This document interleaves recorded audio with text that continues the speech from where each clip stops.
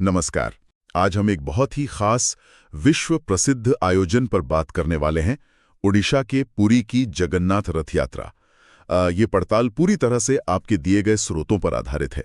हमारा इरादा है कि इस भव्य यात्रा के पीछे की जो कहानियां हैं, इसकी जो अनोखी परंपराएं हैं और इसका गहरा सांस्कृतिक मतलब उसे समझें।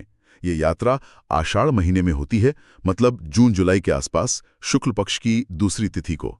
तो चलिए शुरुआत करते हैं एकदम मूल बात से।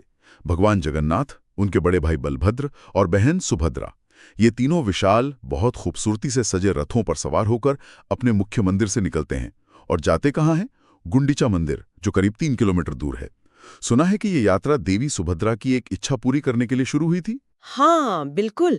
कहानी यही है कि वो अपने मायके यानी गुंडीचा मंदिर जाना चाहती थी।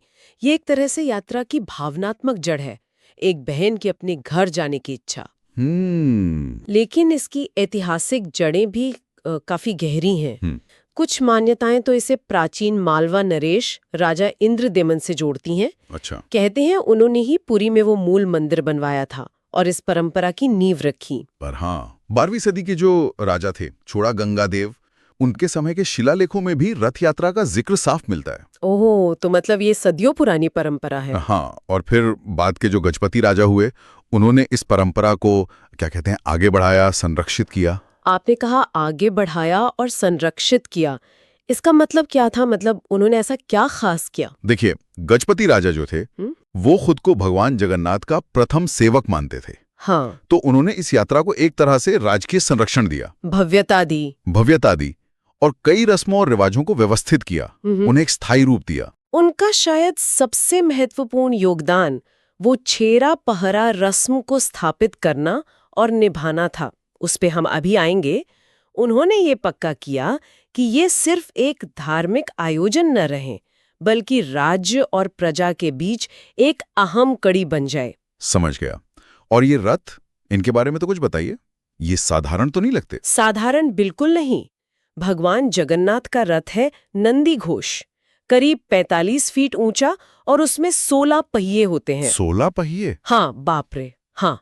और बलभद्र जी का रथ तालध्वज, वो करीब 44 फीट का, उसमें 14 पहिए। अच्छा। और देवी सुभद्रा का रथ दर्पदलन, वो लगभग 43 फीट ऊंचा और उसमें 12 पहिए होते हैं। सोचिए जरा, ये तो जैसे चलते फिरते मंदिर ही हो गए। बिल्कुल सही कहा आपने।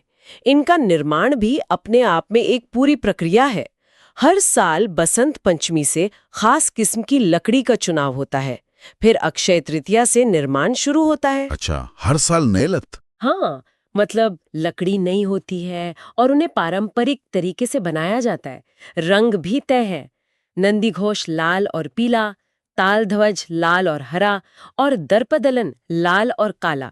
हर चीज का अपना महत्व है। कमाल है। हाँ, तो ये देवता इन रथों पर सवार होकर गुंडीचा मंदिर पहुंचते हैं, उसके बाद? हाँ, वो गुंडीचा मंदिर में 9 दिनों तक रुकते हैं।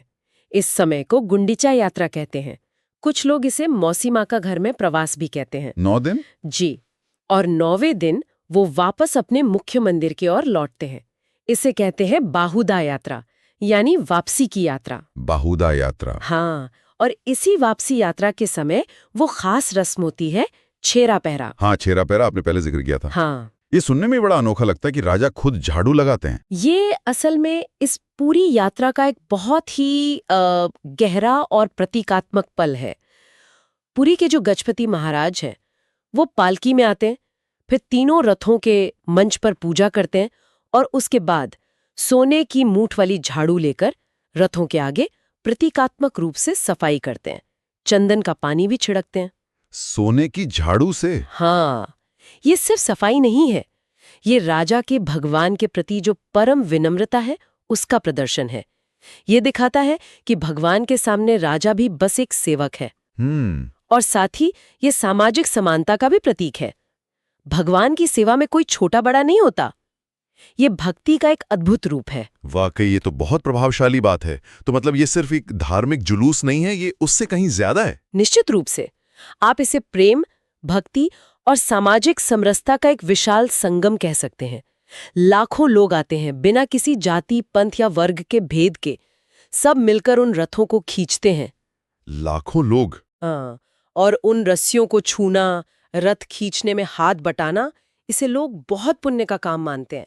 आप सोचिए वो ऊर्जा, वो माहौल, जब लाखों हाथ एक साथ मिलकर उन विशाल रथों को खींच रहे होते हैं। ये एकता और सामूहिक भक्ति का जीता जागता सबूत है। और आपने ये भी बताया था कि इसका असर सिर्फ भारत तक ही नहीं है। हाँ, ये भी एक अहम बात है।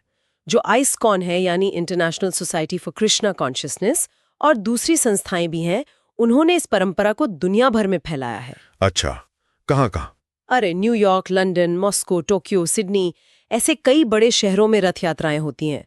बेशक उनका पैमाना पुरी जैसा विशाल नहीं होता, पर जो मूल भावना है वो वही रहती है। भगवान रथ पर निकलते हैं, भक्त कीर्तन करते हैं, नाचते हैं, प्रसाद बंटता है।